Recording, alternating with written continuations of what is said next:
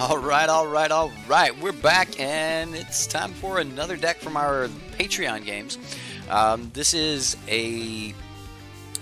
another version of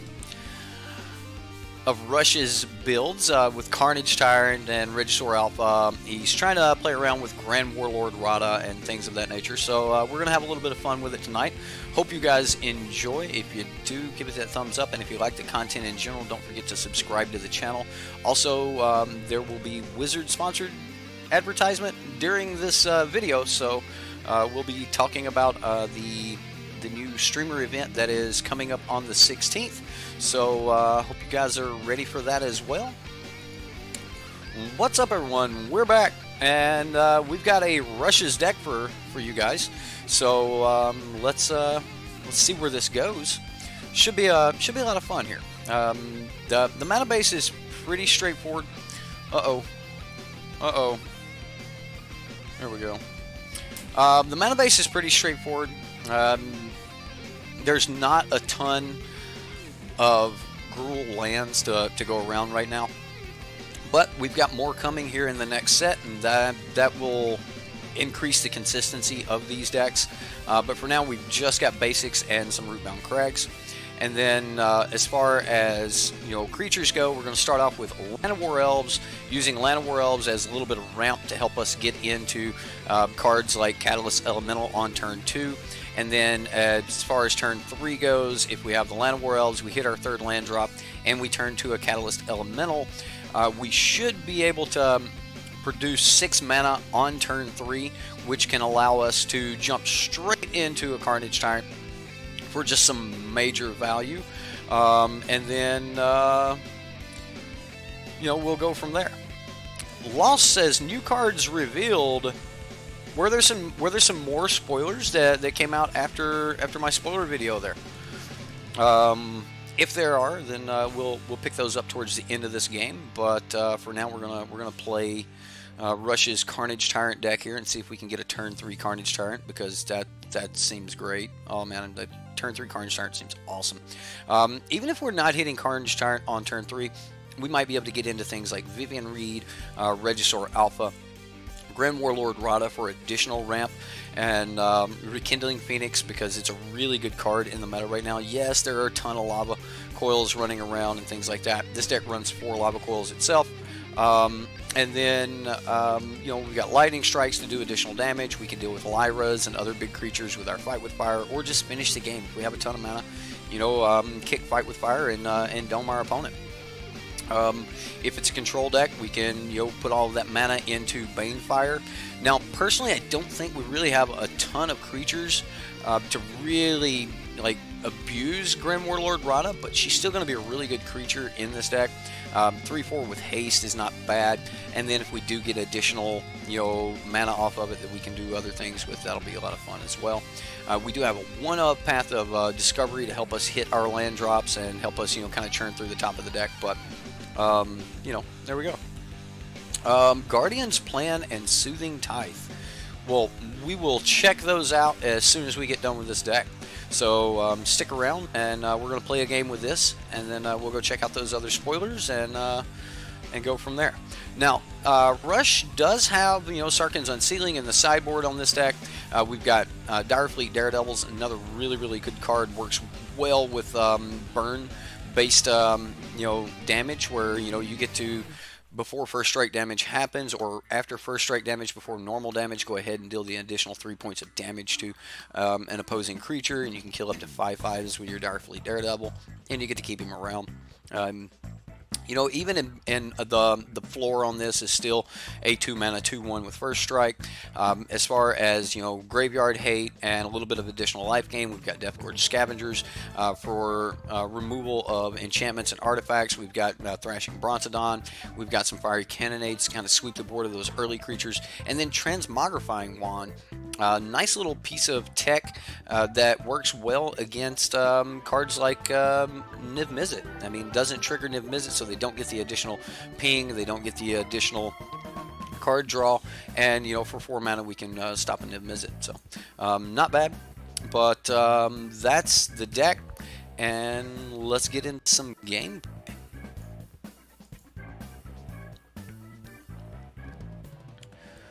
Rampant stuff, right? Rampant stuff.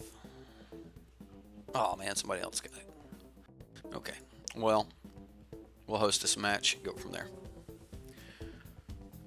Guardian's Plan and Soothing Tide, man. Alright. You guys got me intrigued.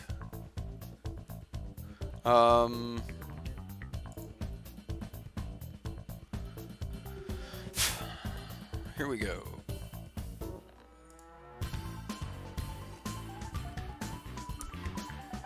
Still no opponent. So we're waiting. We're waiting on an opponent. And while we're waiting on an opponent, I'm going to pull up these spoilers. Where is this mythical enchantment that you speak of, chat?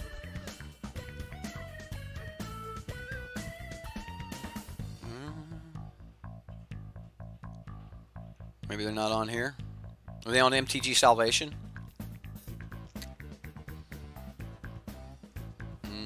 Maybe this. This may be one of them. Guardian's Plan. I do not trust this this translation, but I will trust this one. Whenever a non-token creature enters the battlefield under your control, if that creature does not share a name with another creature you control or have in your graveyard, draw a card. So for just running like anti-tribal,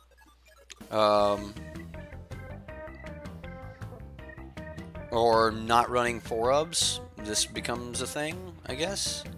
Doesn't seem that bad. I mean, it doesn't seem as good as the Reclamation, though. So, all right, well, we got a game. We'll go back and we'll check that out in a moment. We did not get Land of War Elves, but we got a little bit of removal, and if we keep hitting land, we can get into Regisaur Alpha. I really want to keep this hand. It's a very powerful hand if we do start drawing some mana. We do have a lot of land and mana dorks and things in the deck. Our opponent is mulliganing down to 6. Possibly we should have done that. Soothing Tithe. Or Smothering Tithe. Sorry. I was saying Soothing. Smothering Tithe. Should you add Blood Crypt or Rootbound Crag or Stomping Grounds and Dragon Skull Summit? It really depends on the cards you're running and the curve you're wanting to hit. So when it comes down to doing mana bases, I'm going to be doing a video this weekend on mana base. It was a request instead of running a Patreon deck. Justin Clay wanted me to use the time to put out a mana base video so we could talk about different mana bases. I do have a copy of Jeskai Black pulled up so we can go back and look at some of the other times in Standard where we had a lot of 3 and 4 color decks. He really wants me to focus on how you would splash a color into those decks. And the simple answer is it's going to boil down to the cards you're running are going to dictate which of the cards you're going to be putting in your deck. Man, that's that 3rd Regisaur Alpha. We just need to hit land. So we've got let me fix this white chat. We've got a lot of options ahead of us as far as mana bases go, and when you really start talking about your mana base and things, you need to talk about like what turn do I need this to happen, and how willing am I to take additional damage and things of that nature. So land, come on, land. That is not a land.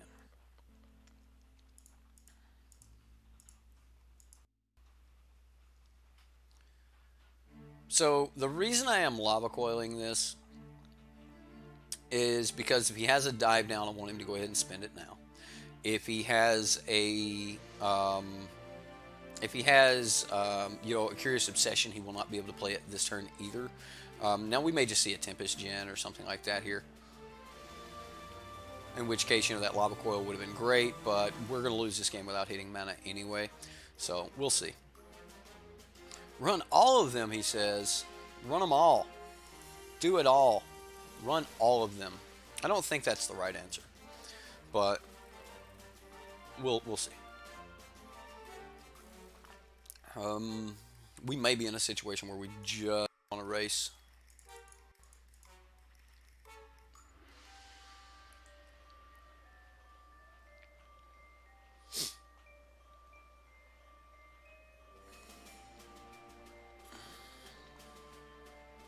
I know, equal split of black and green with 8 red sources. Just which am I going to fit it? So, yeah, I get where you're coming from. You know, you want to split down the middle on your green black because you're just trying to splash in your red. But it's really just going to depend on when you want that red mana. Um, are you running, you know, triple cost spells? Are you running like there's a ton of things that have to be taken into consideration. And without seeing the full deck list, it's very hard to make um, a deck. I mean, without a full deck list, it's going to be very, very hard. Um, or to make a mana base for that deck. So I unfortunately, I'm not going to be able to just give you your answers without a deck list. And then even after that, it would take a little bit of time to tweak it out and make it, you know, a perfect mana base, which is rare. I mean, to have a perfect mana base.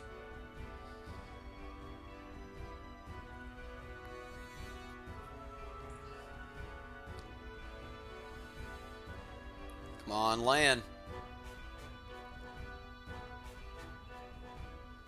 That's what I was looking for. I just want the Rekindling Phoenix.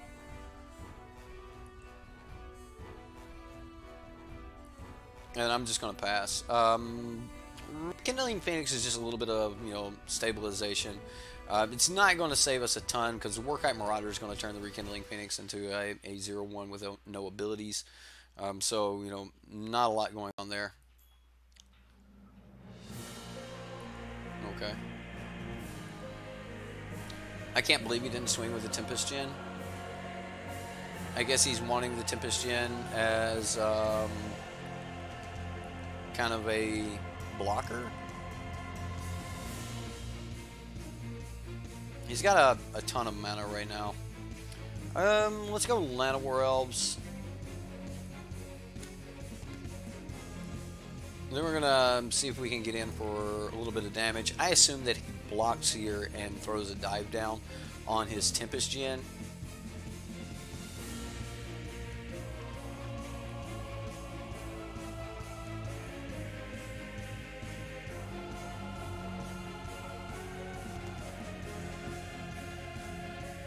Alright, we're gonna go for it. Yeah, I know the haste part. Not that worried about the haste part. I'm more worried about being able to swing for a lethal next turn. But right now we've got to burn him through current cards in his hand. He's only got one left. I assume that it's dive down, but yeah, we'll see. It's very hard for these mono blue decks when they're not drawing cards. So, I mean, yeah, we're going to take a little bit of a hit here. Again, I'm not really worried about that hit. As long as he doesn't have more counter spells and we can get into more of these Regisaur Alphas, we should be okay. Alright. So does he have a counter spell here? Oh, perfect.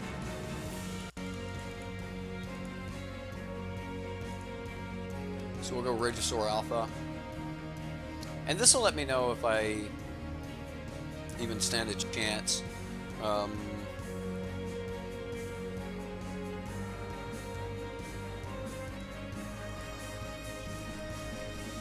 And I'm just going to get in for 4 here. Because next turn, like if he wasn't able to stop Regisaur Alpha this turn, then, you know, next turn we're looking at swinging for lethal. Putting him down to 12 would be really good here. I don't expect him to be able to come out with lethal, so.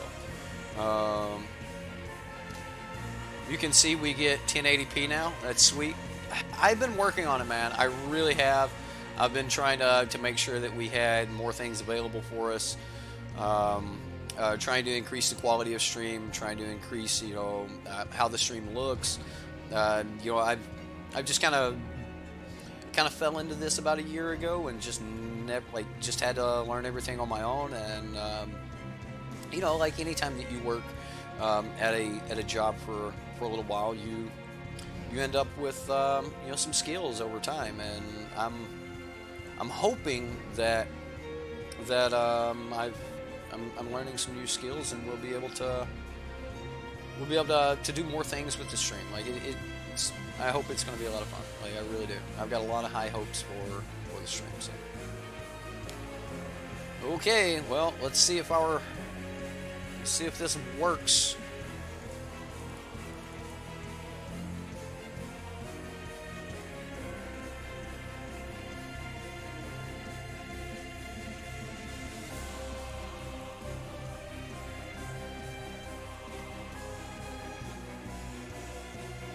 What you got, Mono Blue? What you got? Yeah, that was a really bad hand for the Mono Blue player. We shouldn't have stood a single chance in that game whatsoever. But unfortunately, he didn't get his draw engine online until much later in the game. And getting it turn 3 or 4 is nowhere near as nice as getting it earlier in the game. So, yeah. Fiery Cannonade is okay versus the Mono Blue decks, but it's not the best thing in the world.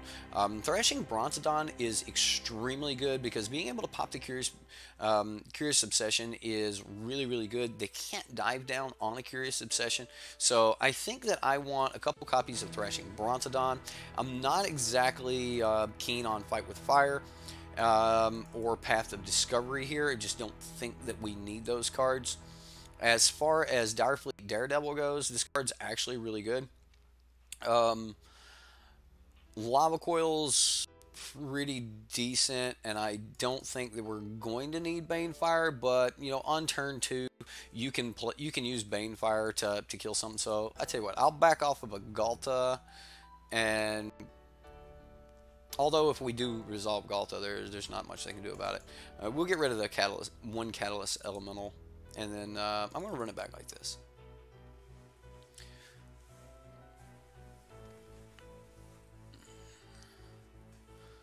The wand, no, not. The wand is. This is not where we want. I can't keep this hand. We have too many red spells and not enough red mana. We have no red mana. This is keepable. This card's almost unbeatable for blue. Like if we get to Carnage Tyrant and they can't stop it, then we pretty much just win. I think I can put that on the bottom that we can get into more lands later. But I don't think that you need the wand here. I think the wand is better for like Niv-Mizzet and things like that. Whereas this is a race. His whole goal is going to be to kill us before we can get to Carnage Tyrant. And if we can get to Carnage Tyrant a little bit earlier, then we're going to be doing, you know, just much better. So honestly, one of the best cards against Mono Blue is Shock.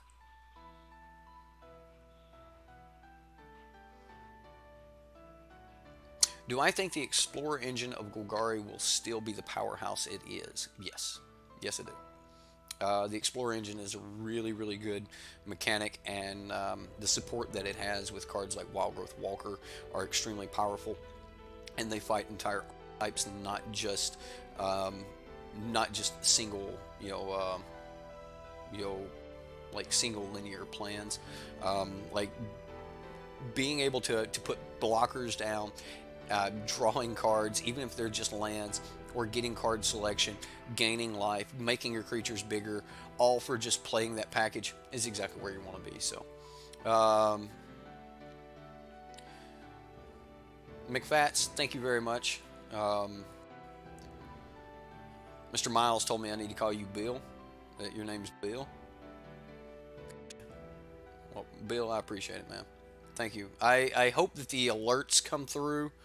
My alert box, I have been working on it, and apparently, hey, there we go. There we go. Nice. How come I didn't get sound? So those are the new alerts.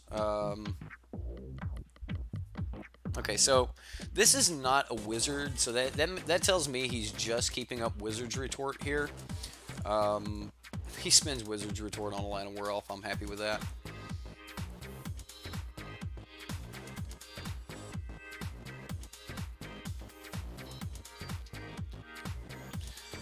What's up, Bill?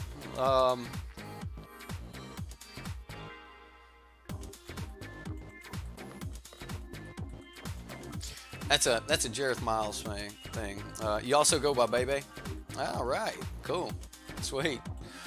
That's a Jareth Miles thing. What's your name?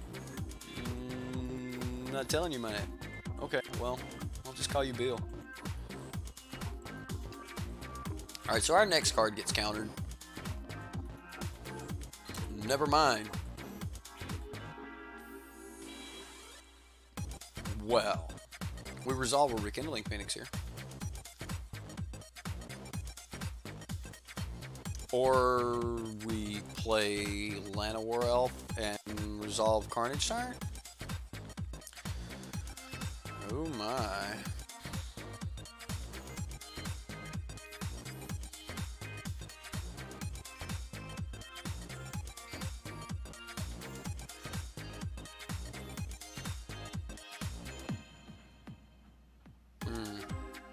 Let's go for the Phoenix.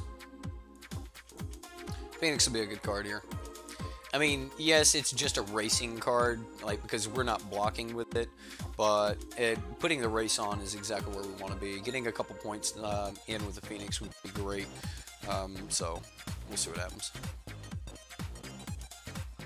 Getting in there with Llanowar Elf. Look at him go, yeah. Look at him go.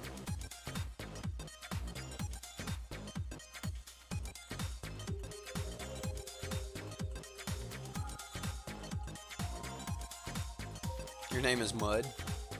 Aw. Hi, Mud. Chaz? What? Guys have such interesting names. Oh my goodness! Alright, so we have to get the Llanowar Elf in here. Alright, let's get sideways here. Let the race commence.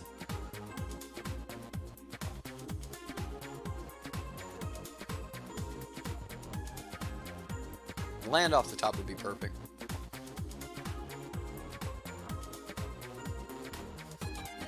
Terry, you're always in the way, Terry.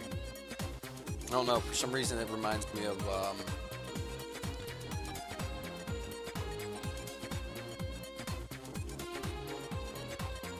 it reminds me of Rick and Morty. What's the husband's name? Man, I can't think of it. Is it Greg? Dave? I don't know. Land!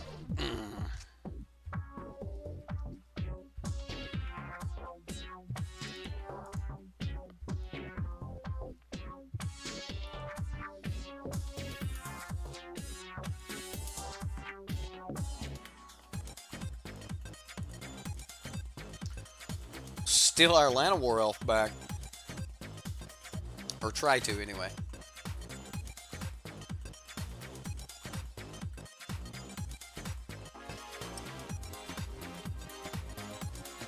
Again, we are just in a bit of a race here.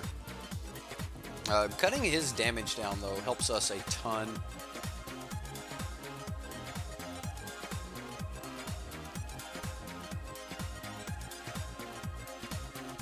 Gary, that's it. Gary. Transmogrifying Wand. And there we go. I don't even care.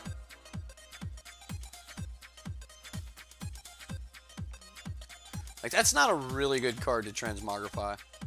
So I think he did that wrong. I think he was supposed to swing at us and turn it into a 0/1 and then transmogrify it so we wouldn't get the elemental. But as of right now, this is probably game over. I'm looking at 1, 2, 3, 4, 5, 6, 7, 8, 9, 10, 11, 12 points of damage coming at him this turn. So he's really going to need to have a Merfolk Trickster in hand if he doesn't want to die. So yeah, I mean, we've got lethal on the backswing right here. He still doesn't have a wizard, so I'm not worried about Wizard's Retort. I am a little concerned about running into something like an Essence Scatter, which is plausible. He could have Essence Scatter, and then again, he may not. So if he doesn't have the Essence Scatter, or the Merfolk Trickster, then he's just dead here. Let's see if my math is right. Can I math? There's 10. And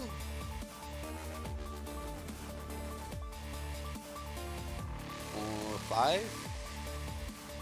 5 more. GG.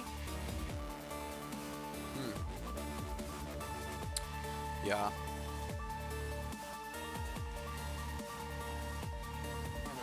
Yeah. It's gonna do it. It's gonna do it. Just crushed him. Again, you know, against the mono blue decks, if you're a Carnage Tyrant deck, their whole goal is to race you. They don't have a lot of options to deal with Carnage Tyrant. They have to race you. They have to stop you from getting to Carnage Tyrant. And then if you have just other good solid threats in your deck, then you're not really going to have to worry about them racing you anyway. So, Rush, this was a good build, man. I mean, you took down mono blue. Granted, our opponent made some very big mistakes. He would have been able to stop 4 points of damage here if he would have turned our Rekindling Phoenix.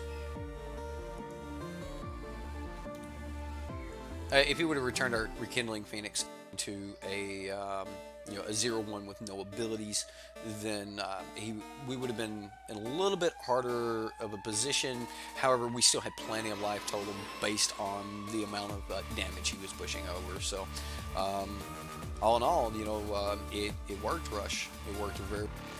So, yeah, I'm not 100% on how much I like the Catalyst Elemental. I think that I would probably just rather run the 25 lands necessary, and then if you wanted to have one Catalyst Elemental in the deck, you know, that would be fine. Grand Warlord Rada, we never really got into that. Again, I think that, you know, these elements are just not necessary in order to win games with Regisaur Alpha and Carnage Tyrant. Like Regisaur Alpha into Regisaur Alpha swings for 14. So yeah, that's really, really good. I love what you've done here with the Direfleet Daredevils in the sideboard. As we've seen, you know, that was actually crucial. If we hadn't had the Direfleet Daredevil, we wouldn't have gotten our Atlanta War Elf back, which would have meant that we would have been 1 point short there on that last swing. Not to mention the other couple swings we got in with the 2 points, you know, from hitting with Direfleet himself. So not bad. All in all, I really like it. If I were going to cut anything out of the deck, it would be these 6 cards, and that would give me a lot of room to play with other things.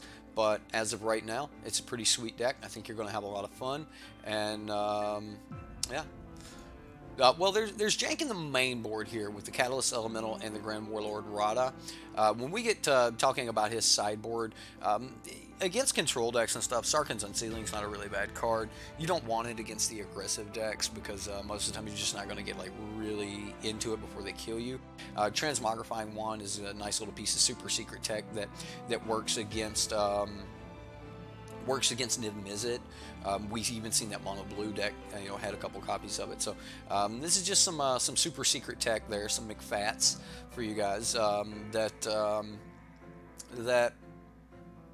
that works. I mean, it just works. So he just wasn't ready for, you know, Regisaur Alpha, and he messed up his trigger on it. So other than that, you know, there we go. Some super secret tech. All right, well, Rush is pretty good about, you know, playing cards that, hey, this could work, and then, you know, we get to looking around at it, and it's like, you know, this really does work. This is a 4-mana answer to Niv Mizzet that doesn't allow them to draw some cards, doesn't allow them to do, you know, additional ping damage to, like, kill your Atlanta War Elves and things like that. So it's just a really good card. And then as far as, I mean, because you can always just kill Niv Mizzet with a Fight with Fire, and, yeah, it's not a big deal. In this particular deck, like in some decks, like take for example the mono blue deck. I've tried to put this in mono blue. I don't actually like it because giving them 2/4s is sometimes big enough to stonewall me if, you know, I'm trying to get in with like my Merfolk Tricksters and things like that. I don't necessarily want them to have, you know, 2/4 creatures. However, if I'm just doing the flying thing, I'm doing the unblockable thing, then it just doesn't really matter. So I have tried it in the mono blue decks. I didn't really like it. I didn't like giving them a 2/4 body. But like I was saying, in a particular deck, if the 2/4 body becomes scary or something like that, it's not going to be that scary because you have Regisaur Alphas, you have Rekindling Phoenixes, things like that, and the 2/4 won't even kill a Rekindling Phoenix if you block. So a few streams ago I said that, I believe. What? You like what I said about Costly Plunder and the Wand? Okay, yeah. So you sack your own dude, or you use the wand, and then when the wand is done and you don't have charges on it anymore, you Costly Plunder it away. So I mean, like there's some things that can be done with Costly Plunder. Costly Plunder is a pretty decent card. I mean, we run, what was it, Altar's Reap for a while, so not bad. I'm not going to say that those are like wonderful cards, because they require a little bit of setup. Like you have to have something else in order to play that card, and that's typically considered a bad card. Cards need to be able to do what they do without help from additional cards. But with that being said, I mean, Wildgrowth Walker doesn't do anything without some card that explores. So, synergy is another thing. Personally, when you're talking about cards in vacuums, you want them to be, standalone and not require synergy. Whereas, a card that may look like it's a horrible card and requires synergy, you're looking at it in a vacuum and going, okay, well, when am I ever going to have this happen? And then all of a sudden you put it in some type of tribal deck, and it's like, this happens all the time. So, that's that can really change the relevance of a card. A few streams back, me and Tier 1 Jank kind of got into it a little bit on. Me and Tier 1 Jank kind of got into it. Thanks, moderators. Got into it a little bit over what is a great card, what is a bad card, what is a good card, and things like that. And I'm going to say this. I gave that a lot of thought after having that night with Tier 1 Jank, and if you think a card is good, then you play that card, right? And you're going to be responsible for that card. You put that card in your 75, you're going to be responsible for it. No one else is going to go, oh, that's my fault, man. You shouldn't have played that. I'm not going to do that. If you put the card in your deck, then you're responsible for it, no matter what amount of advice you've been given. So if you like cards, you like synergies on cards and things like that, then yeah. Do your thing, right? Instead of doing damage, you just get to draw more cards. I can see that. So you get to say, okay, if I want to fling a creature at you, to keep you from exiling it, then like I actually like Costly Plunder and Rekindling Phoenix. I think that they work really well. They go to exile your Rekindling Phoenix, and you Costly Plunder and draw 2 cards, and you still get your dude, your little token there. That feels so good. So yeah, you're testing an iffy card right now with Talanali Summoner. Man, that card is so mana hungry. Talanali Summoner just requires so much. Skin Shifter, you mean? So far so good. Skin Shifter, turning into rhinos and plants, and I forget what the other one is. So the deck has 30 creatures main. Wow. Tier 1 Jank, I tend to cause controversy. No, but you really made me think about things, and it's like, who's to say, this is a shit card, or that's a shit card, or this is a good card, or that's a good card, and because one card could only be another card's print away from being awesome. So you just never know what's coming down the pipeline. So time to go check out. Okay, all right. So apparently, since our last stream, there have been a couple additional cards spoiled. Let me do this. I want to go back over to MTG Salvation, because MTG Salvation, like, they date the cards, like when they're how I can see the most recent ones that have come out, and their translations have been better here lately. Mythic Spoilers is good, but MTG Salvations just had better translations. Like, they've been on the money on their translations. They were originally, they said that the card name was They said the card's name was Bedevil, while the other website was saying that it was something else. So, we can get this to pull up. Oh wow! All right, we actually got. All right, so we got Smoldering Tide. All right, 4 mana, rare enchantment. Oh man, he's got just money shooting out of his face, right? Whoa, whoa, way too much. Easy there, fella. All right.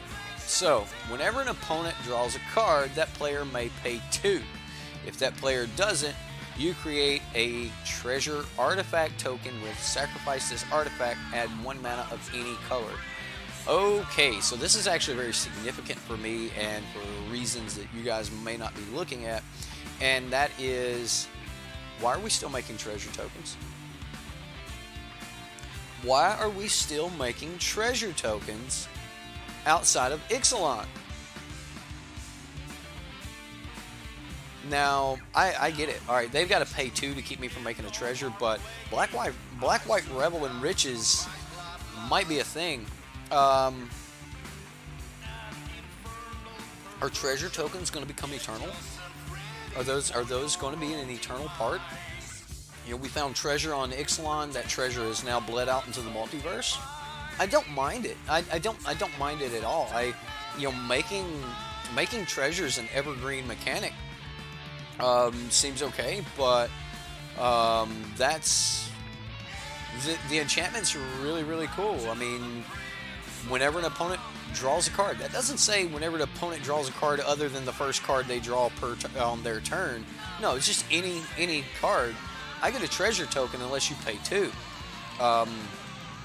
This is going to be really good, but treasure in the universe concept makes sense to you. It does. It really does. Like, I don't have any problem with the treasure artifact tokens. I know some people are going to be like, but that's an Ixalan mechanic and it is not supposed to leave Ixalan because why not make treasures evergreen, right? I mean, if nothing else, you just have this nice, smooth, easy to use mechanic of, here's a treasure token. Plus, let's face it, we all got those shiny treasure tokens that we picked up back in Ixalan and Rivals of Ixalan. You know, you all have your foil treasure tokens with like the Phoenix emblem on the back of them or something like that, or a dinosaur. So we've all got some really cool treasure tokens laying around anyway. So for these treasure tokens to keep showing up in later formats, man, or later printings, I'm game. I'm all for it. Let's do it. It's just an easy to use mechanic. So you got 11 of them. I figured you might. You only needed 10, right? But you'll take 11. I got you. That's an awful lot of mana. Yes, it's like, the more they want to draw, the more mana you're going to get. I mean, jeez. You're going to explosion your opponent on his end step for...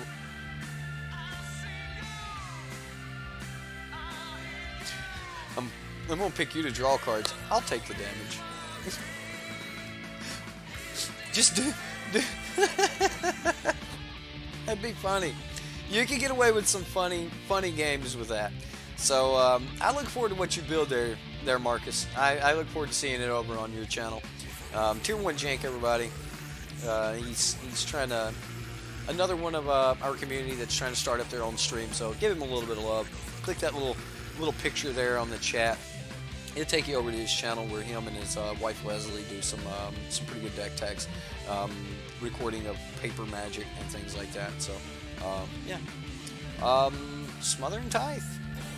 Like, the implications of seeing treasures in Ravnica. I mean, maybe Jason and Vraska brought a little bit back with him, and we'll only see this in Ravnica. But the fact that we do see it here in Ravnica, I like it.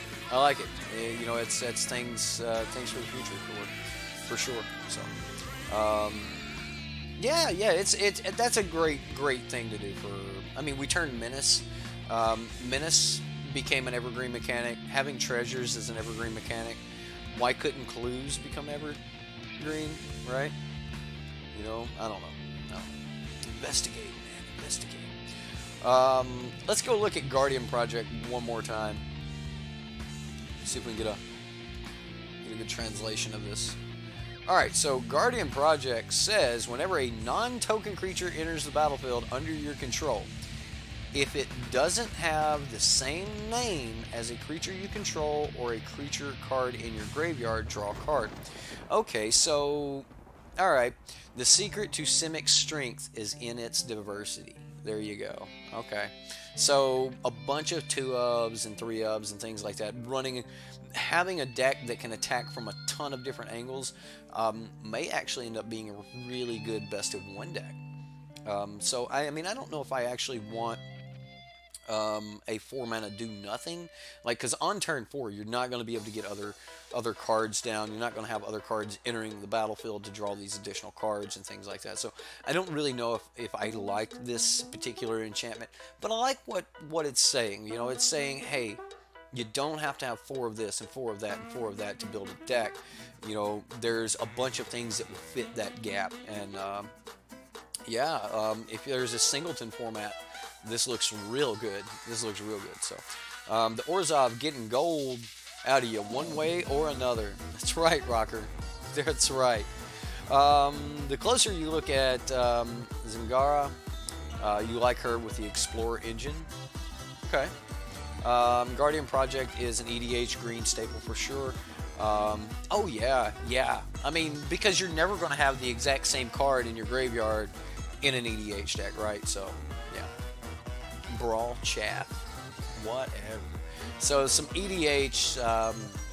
So if you guys like Commander and stuff, this is a really good card for Commander, probably. But I just like the implications of the fact that, you know, it just kind of screams, you know, we don't have to have 4 of this and 4 of that, you know. So anyway, oh no, not advertisement. Let's just close. We'll be done with it. That's going to do it for tonight, guys. I had a lot of fun in both the streams. I hope you guys had fun watching the streams. Again, I mentioned it at the beginning. We would be talking a little bit about the Wizard-sponsored content. For those of you that don't know, if you didn't catch it earlier, we've got January 16th is coming up. We've got our early access, the MTG Arena early access. Let's go to Twitter. I will just read. This means I'm gonna have to start using Twitter, guys. Like, I am just not a Twitter person. But we're gonna jump over to Twitter real quick, and let me see if I can find. There you go. MTG Arena. Reminder that the Holiday Pauper event ends in a little under 17 hours. You guys are seeing my Twitter feed here, right?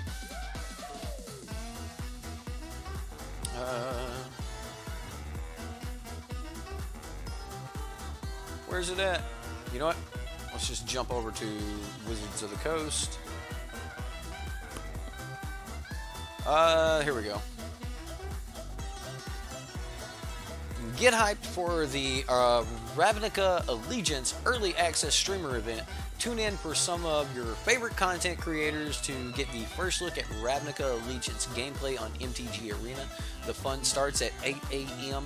Pacific time on January 16th, so that means I get to sleep in a little bit, right? And then it's going to be a 16-hour long event. I have already replied to this. Thank you, Wizards, for giving Sideboard MTG community an account for this event. I expect we'll have a ton of fun on the 16th playing versus all the other sponsored streamers. So, man, I can't wait. I am super excited to get in on this. It does mean I got to start using Twitter. So follow me on Twitter. Like, if you're on Twitter, follow me on Twitter. and then yeah, because like I've got to start doing that. That's a thing apparently. Yeah. So I guess that's going to be the new way to contact me. If you need to get in touch with me, just send me a tweet. It probably won't work for a little while, but yeah. It's going to be fun. We've got 16 hours of, from what I understand, an account that has a play set. We're going to have gems, and we're going to have gold. We're going to be able to buy into events. We're going to be able to do all kinds of things. It's going to be a lot of fun. I can't wait. I am super excited. How many sponsored streamers are there? I don't know. Probably like a million. It's probably so many, like that it's not even a big deal that I'm in on this. But I'm super stoked about it. I am super stoked. Also pretty close to building mono black burn in paper. Nice, Rocker. You can manage.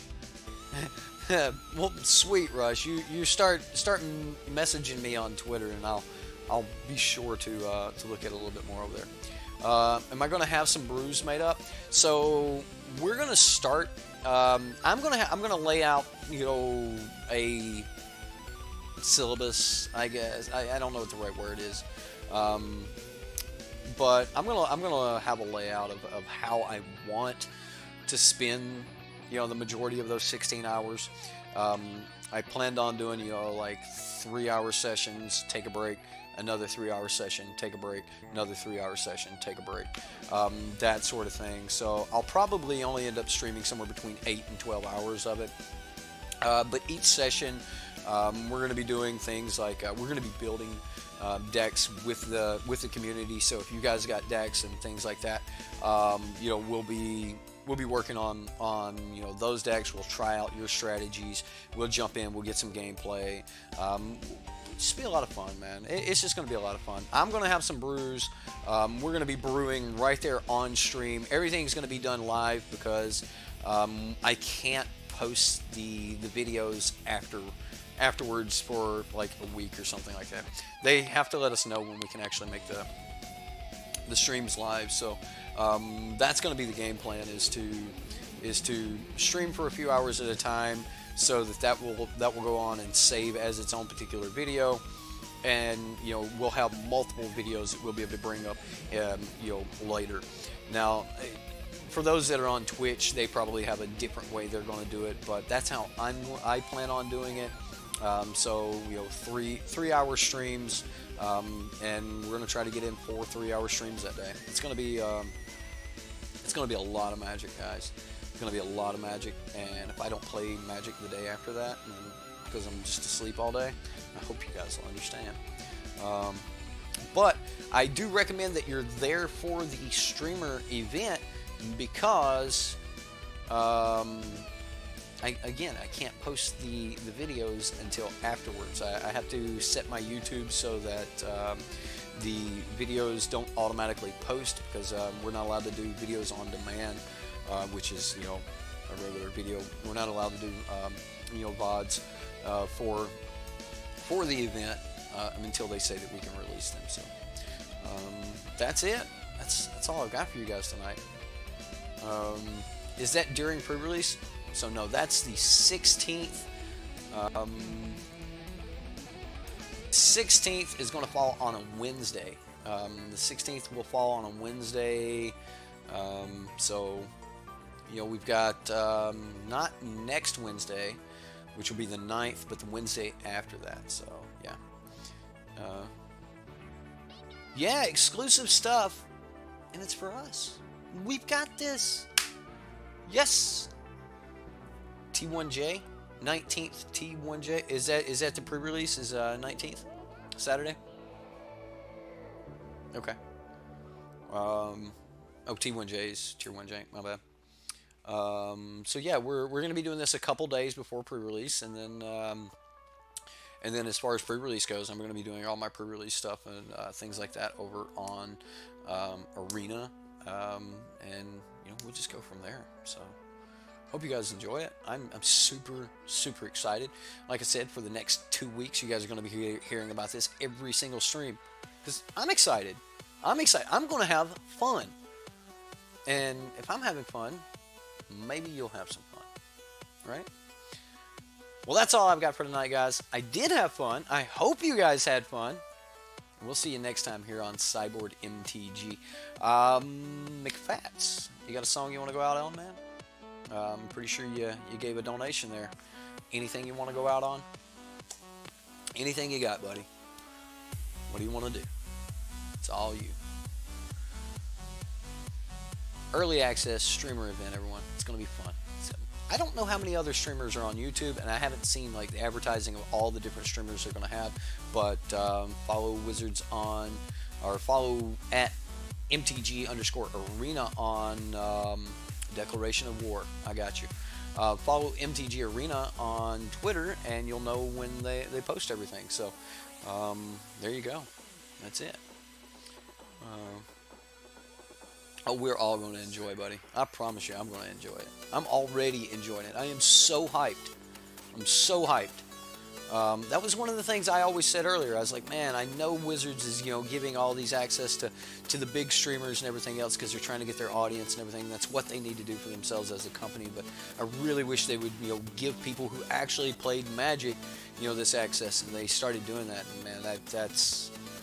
Is that another sign Wizards is listening? Like, progress is slow, but is Wizards listening? Are they listening to us? Do they actually care? We'll find out. See you next time, guys.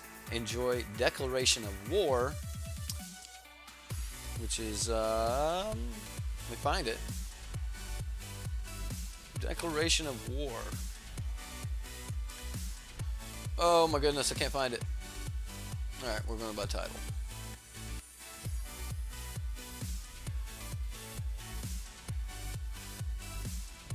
There we go. It's a Gladys 3 song. There we go. That's what I couldn't find. All right, here we go. I forgot it starts out so soft.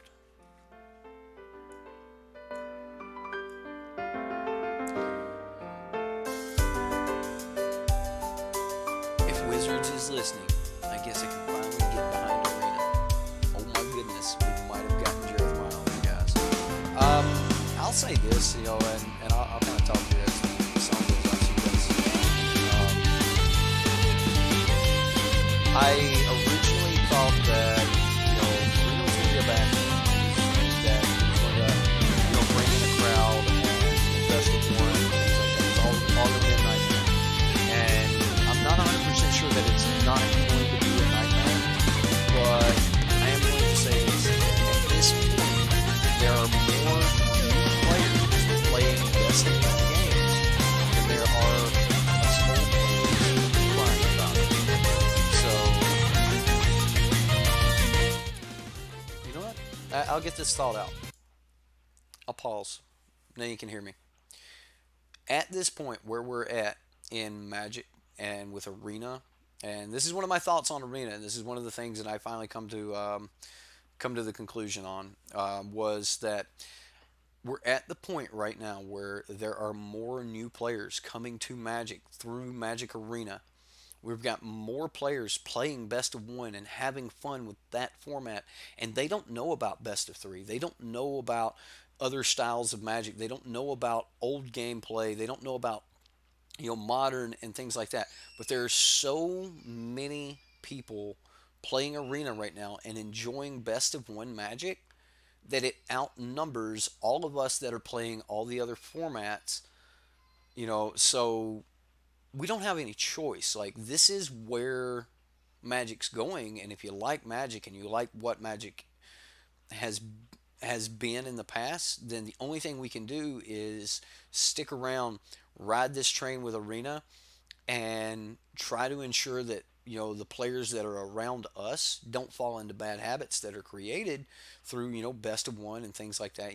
That instant scooping. Fine, I'll get another hand. We'll scoop. We'll get another one. That sort of thing. Help those around us. Avoid bad habits that could come from Arena, and then wait and see what happens with Arena. We could start to see a ton of bleed off from Arena coming into our local gaming stores. I can't wait till somebody pops up in chat and goes, "I played against somebody at my LGS, and Of course, I absolutely crushed them in games two and three. They won game one, but I crushed them in games two and three, and but they told me they learned to play through arena. I can't wait for that to start happening so that we start seeing arena players show up in paper magic. We start seeing arena players want to get into modern and things like that. And like I said, arena has it has more people than we do, right? So we just gotta kind of walk that fine line there. And if we're worried about things, then we just got to stay conscious of them. So yeah. You already had a guy at your LGS doesn't build sideboards anymore. Okay. You've had that happen already, and I assume that he beat you in game one, and then you crushed him in game two and three because you had 3 to 4 cards in your sideboard that just hosed his game plan, um, and he wasn't ready for a game two. But then that's going to happen more and more, and if Arena's bringing people to your local gaming store, then it's working. It's working. It took me a while to see it, guys. But if it's bringing people to the local gaming store and it's making them buy Paper Magic and it's making them sit down and learn the other formats, then it's up to us to not be douchebags and don't run them off. All right? So, you know, don't talk crap because they're arena players and stuff like that and they're wanting to get into your game. Embrace it and teach. It's all aspects that we can use to teach. So, I'm going to leave you guys with that. We'll get back to the music. Have a good night, everyone.